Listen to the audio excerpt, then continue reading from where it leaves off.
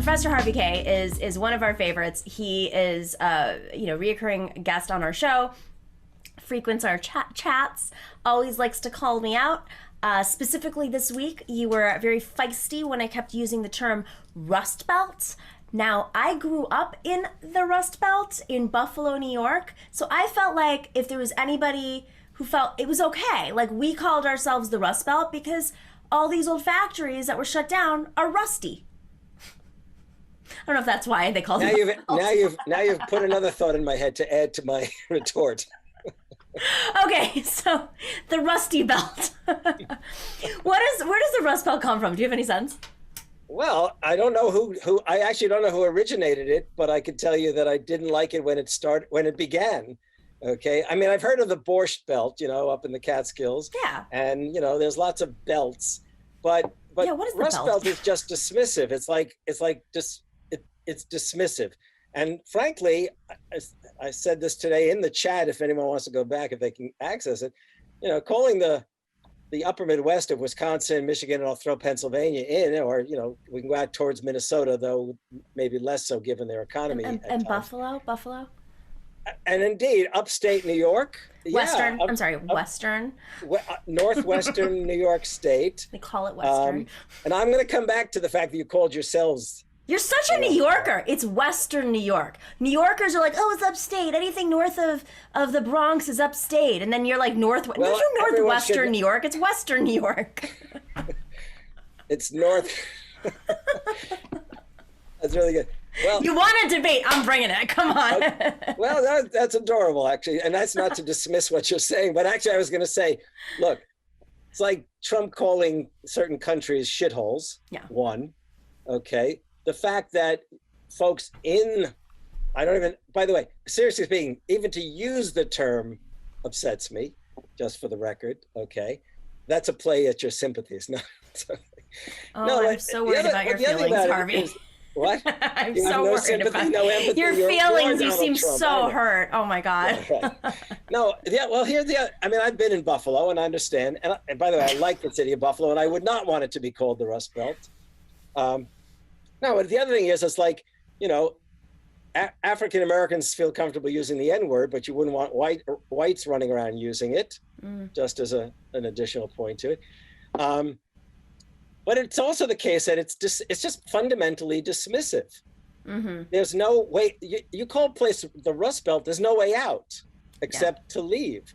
It doesn't offer, I don't know what the alternative term might be. I've always just said the upper Midwest.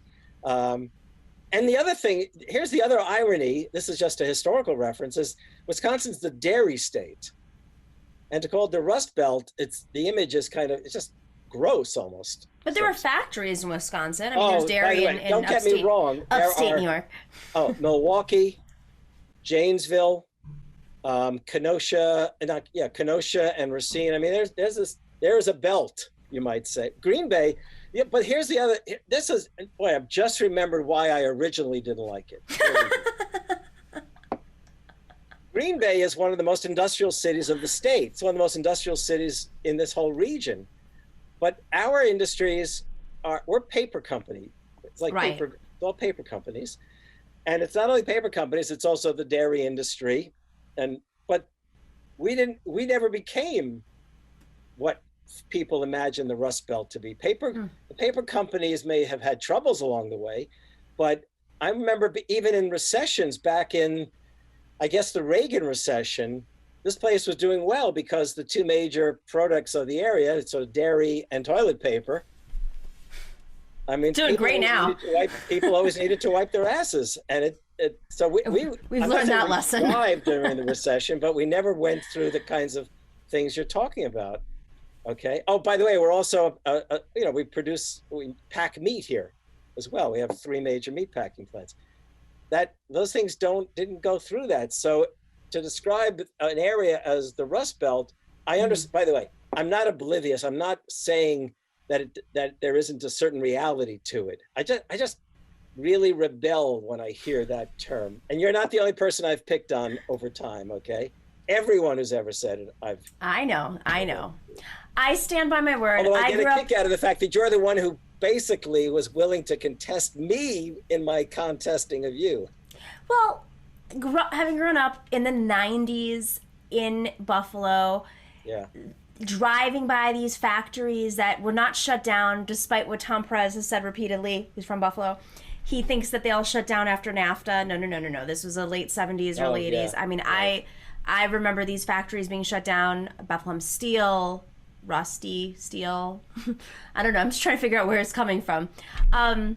They shut down and the jobs started fleeing, over the last few decades. So, I mean, we know the rest of the story. But I get it. I'd like to know. It's too bad we don't have Michael Moore here in the room, because I'd like to know what he thinks of the term. I never thought. I wish there was a. If you have any way to ask him sometime, please do. I will put that on my list of things to do.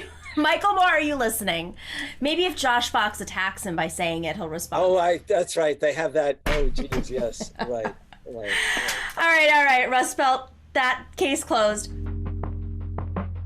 Thanks for watching and listening to The Nomiki Show. But remember to click like and subscribe on YouTube, and please share on social media. If you're not already a patron, please join us for as low as $5 a month on patreon.com/The Nomiki Show for early and special content. That investment makes a huge difference. We are not corporate media raking in the dough. It's really you guys that are keeping us going. So please consider being a patron. And to our current patrons, thank you so much. We are incredibly grateful to you. We also now have swag. So check us out on thenomikishow.com to get your mugs, your totes, and your stickers.